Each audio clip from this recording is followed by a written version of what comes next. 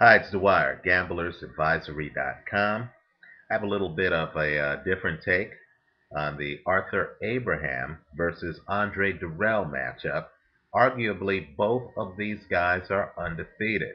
The only loss between the two of them is Andre Dirrell's very controversial loss to Carl Froch. Now, as I've posted in another video, I had predicted that Carl Froch would win that fight.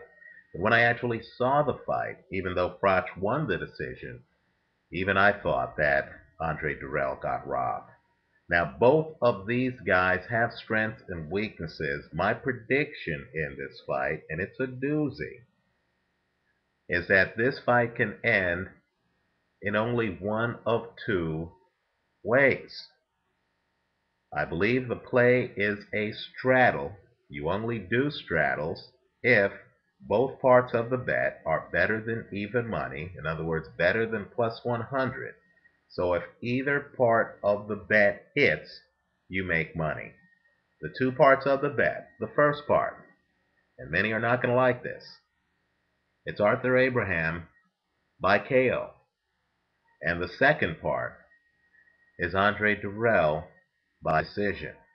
I do not see Andre Dirrell knocking out Arthur Abraham, nor do I see Arthur Abraham outboxing Andre Dirrell.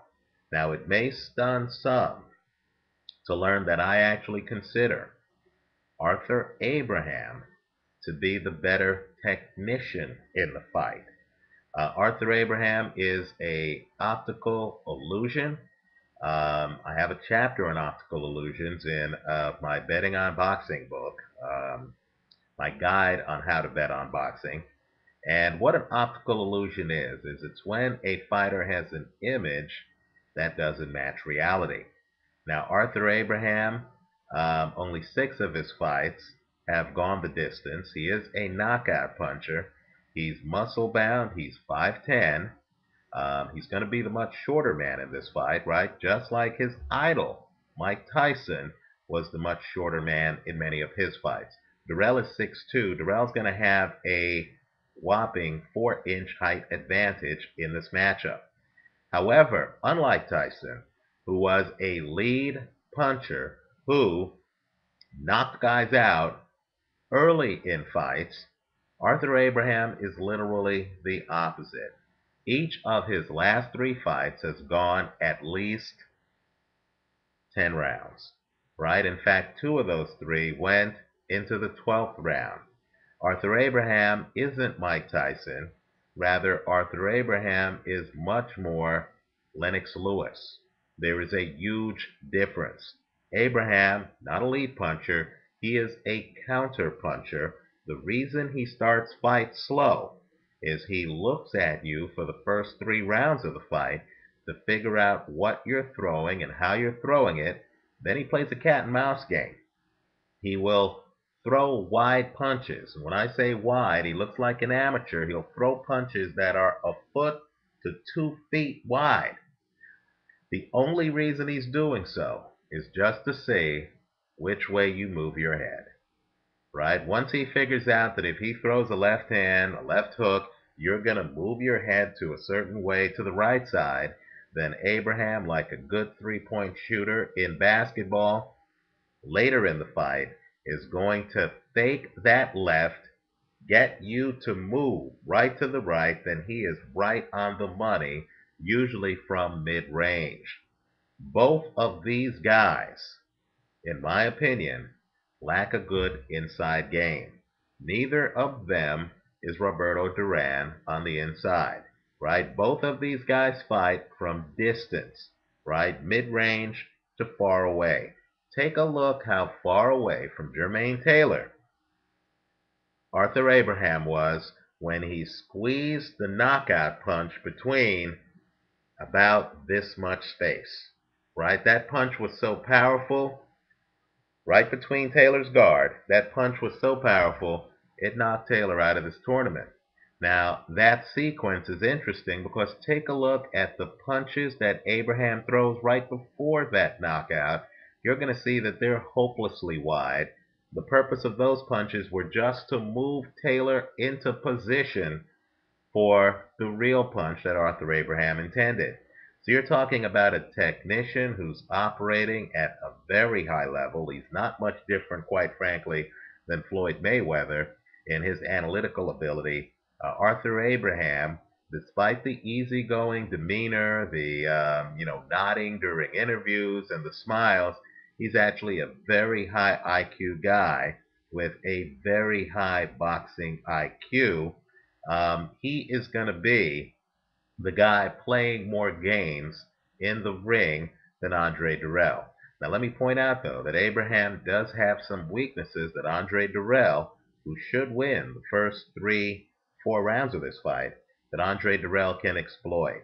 One of them is when Arthur Abraham goes into his defensive shell.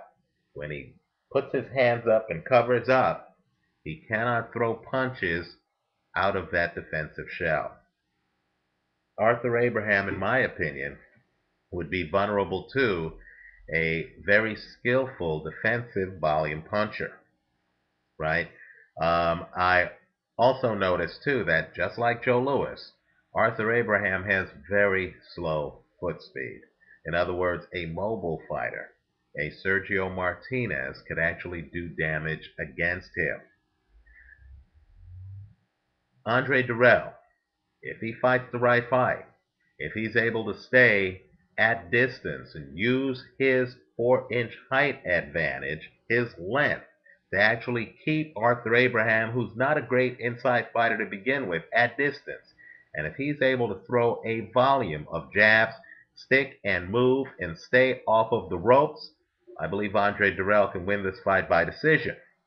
Conversely, Dirrell has holes in his game. Take a look at the Curtis Stevens fight from a few years ago. It's the last fight that went the distance with Dirrell before the Carl Froch fight. You're going to see that Dirrell can get lured into shootouts. He starts to get reckless. He starts to open up.